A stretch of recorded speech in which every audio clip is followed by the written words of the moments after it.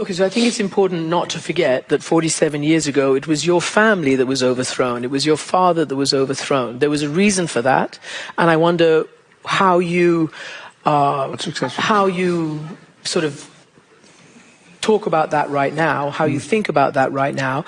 And also, like it or not, Ayatollah Khomeini had a ground game. He had the mosques, he had people who are actually religious, and he had access to the press, as you know, in Paris, and he had a real operation, cassettes smuggled in with his words into the mosques in Iran. I was there during that year of the revolution, and I remember it very well. So this is all to ask you, why do you think a Pehlevi should be the leader again? And how can you do it? What kind of a plan do you have? What kind of a political ground game inside the country do you have? I mean, it's necessary, right? You've got to also be able to convince people there and to have an organization. Well, when it comes to the name, that's the name that people chanted on the streets of Iran by the millions in 31 provinces of Iran, in the four corners of Iran. They called my name. They asked me to come to their support, and I have. And I accepted the challenge of leading the transition. As far as the plan that we have a plan before the regime's collapse, and particularly for the transition after this regime, which is very well documented and presented. It's an open document. You can see it on the website of the Iran Prosperity Project. It talks about the initial 100 days. How do we manage that process? How do we avoid what happened in Iraq post-Saddam Hussein, because we don't want to have the same experience of de-Baathification. And one of the key components of this strategy is how much defection can exist, not just because we need them on the side of the people, but because, and that has been my principal position, that anyone who doesn't have their hands soiled with the blood of the Iranian people should survive regime change and have a place in the future. They can be part of the solution as opposed to remain part of the problem. That's very critical to maintain a stable transition, both on the civilian side as well as the military paramilitary side. So I want to follow up on what you just said, whoever doesn't have blood on their hands. But as you know, a lot of your supporters, or people claiming to be your supporters, or I don't know, bots online or whatever, have zero tolerance to anybody who's in Iran right now. They call everybody a collaborator, everybody an appeaser. There is this incredible woman, Narges Mohammadi, who's a Nobel Peace Laureate. She should be a source of pride for her human rights and her sacrifice that she's made. And yet, online, it is catastrophic what people claiming to be your supporters are saying. So I don't know whether you want to say something to them, whether you reject this kind of lumping together anybody who actually lives in Iran and has to survive. Look, I've always spoken against any kind of political violence or intimidation as a matter of principle. And I think this is an opportunity to say that one of our asks is, of course, the immediate release of all political prisoners. That includes Narges Mohammadi. And I think when we look at the future of Iran, while today we can all be allies for a common cause of liberation and a secular democracy as an alternative to this clerical dictatorship, I think we are all in the same boat. We may vote differently tomorrow, and tomorrow someone like Narges Mohammadi may choose to run as prime minister or president. That's fine. But today we need to first address the issue of liberation. And on that, I think the vast majority of Iranian secular Democrats, whether they are Republicans or monarchists or socialists or conservative or, representative of our ethnic groups or religious minorities, when you look at the diversity among us, we are quite united on these principles. And I think that is where we need to stand together in unison and do not allow those who, and I think the regime is behind a lot of these campaigns, to try to discredit not just me, but pose as representative of this or that group, because they always try to play the divide and rule game. They always tried over the years to make sure that such an array of opposition can never unite in a real sense. What I call, again, and I take the opportunity to remind people what this struggle is all about. This struggle is about freedom. This struggle is about the equality of all citizens. This struggle is about freedom of speech. This struggle is all about democracy and the ballot box.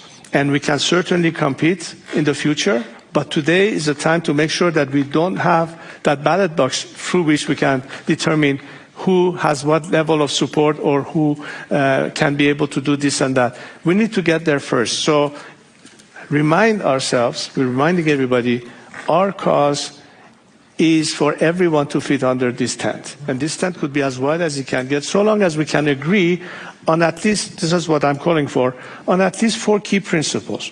Number 1 is Iran's territorial integrity. This is a matter very important for many Iranians. Yep. Number 2 is the obvious need for separation of church from state, which is a prerequisite to democracy. On that we agree, including many clerics in Iran who have spoken time and again against the velayat faqih.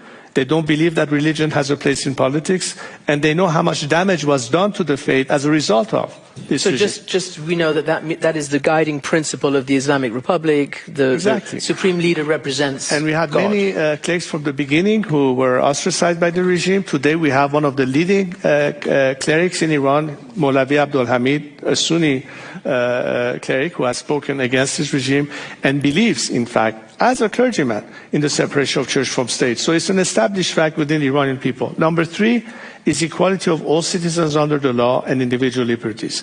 And number 4 is the right for the Iranian people to determine their own future, which is exactly the agenda of the transitional government, to make sure that Iranians will have the ability to elect their representative to the Constitutional Assembly, to decide first what it is that they want in their future. And unlike 1979, where nobody had a clue what Islamic Republic means, but a clear option as to what are the diverse possibilities, allow for a Constitutional Assembly to draft a constitution, allow for people to either adopt it by a referendum or reject it and have another draft, all for it to finally end up with a ratified constitution approved by the nation. Then we will have the elections of the first parliament and the first government of that future democracy. Whether it ends up being a republic or it ends up being a constitutional monarchy, that's exactly for the people to decide. And the minute this happens, the transitional government dissolves itself and turns over control to the elected members of the Iranian parliament and government. That's the end of that process of transition I'm going to from get now you until the next to your future role. But I really do need to ask you, will you tell your supporters online or wherever they might be to stop, in your name, this kind of attack on ordinary Iranians, because it's very terrifying? I have, and they know it, and it's not only them. I think this should be for everyone to follow as a principle. There shouldn't be any place for political violence or intimidation from anyone. And I think we should all adhere to principles. I'm not talking just to one group. I'm talking to every single Iranian out there, regardless of their political affiliation. We need to show and demonstrate that exactly that's where we differ. A regime that is in a punitive way forcing an ideology and has been discriminating against every possible aspect of people disagreeing with them, as opposed to those of us who cherish the values of freedom, have tolerance for other viewpoints, believe in pluralism, and that's exactly how we define ourselves as a contrast to this regime. We have to show it beyond words in action. And that's something that I've always called for. But I cannot control millions of people and whatever they say in social media, and who knows if they are real people or not. That I can't control. But I can only stress the importance of these values. Of course I don't approve, and I've condemned it. I think there are many people in this room who, in fact, often have reposted my statements that are aware of this fact, that I've done my part as much as possible to condemn that type of behavior that I will not tolerate and I will not stand for. To your role, what do you want to represent if there was this opportunity? Do you want to be king? Do you want to be president? What is your role in this situation? You know, from the first day I started, I considered my mission in life to bring the country to a point that we can have that final referendum and the people elect their first democratic government in the future. That, to me, is the finish line and mission accomplished in life. I don't have any personal ambition. I'm not seeking power. I don't want to have a crown on my head or a title. But I think that they should look at me as a bridge to that destination and not the destination itself. That's my focus. And any other argument about whether or not I will have a future role is placing the cart before the horse. My focus is on delivering on what I promised 47 years ago. That has been my commitment. And the reason millions of people in Iran are calling me and my name and want my return is because they know that they can trust me on this. I'm the only person that was not part of the revolution or ever associated with this regime. And that's a big plus when it comes to how many candidates are out there. And that's why you hear my name chanted on the streets of Iran, and a lot of people in the diaspora supports it as well. I remember covering the Ahmadinejad era in Iran, and it was a very aggressive posture on every issue, including anti-Semitism, anti-Israel, talking about wiping it off the face of the map, very, very violent. And I think it really, really put certainly the Israelis and Jews around the world off. You have been to Israel. You have, I believe, visited the Western Wall. You are supported by this Israeli government. I want to know what you think and why you think that's important, because equally this Israeli government has shown itself to be incredibly intolerant of its own citizens' rights, its Muslim citizens' rights inside Israel, and of course in Gaza, the occupied West Bank, and it's very controversial. So I just wondered why you think that is an important relationship to build. Well, first I would say that I think there are only two nations on this planet that can claim they have a biblical relationship with one another. One is Israel, one is Iran. And it goes back to the time of Cyrus the Great. Cyrus the Great, who liberated the Jewish slaves in Babylon and helped them rebuild their temple in Jerusalem. And when Iranians go and gather at Pasargad around Cyrus the Great's tomb years ago, of all walks of life, of different ethnicities, different religions, and celebrate Cyrus the Great because he represents every values that Iranians cherish and believe in, and say that we are not a nation at war with our neighbors. We can be trusted partners in the region, working with the Arab countries, working with Israel, as opposed to a regime that is acting the way it did. That's the difference right there. We need to be able to show the world that Iranians, unlike this regime, are committed to friendly relationship with our neighbors. We don't have any issue with the Arabs. We don't have any issue with the Israelis. And why is Israel important? Because I think it is a very important strategic partner to Iran when it comes to this. I'm thinking beyond just the politics of it. I'm talking about the water crisis in Iran, which is a major issue for us, well beyond politics. If there's no water, there's no life. And guess who have the best specialists and experts in the world dealing with water issues? Israeli experts. One of the reasons I went to Israel was to talk about that as well.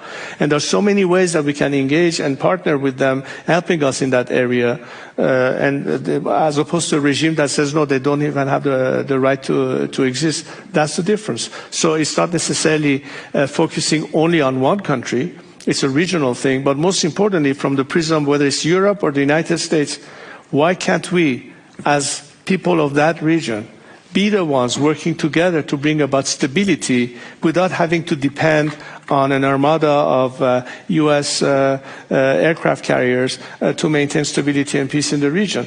Why can't we work with each other? That's the difference, because Iranians are committed to that. And when you look at how it's perceived inside Iran, let's remember one thing.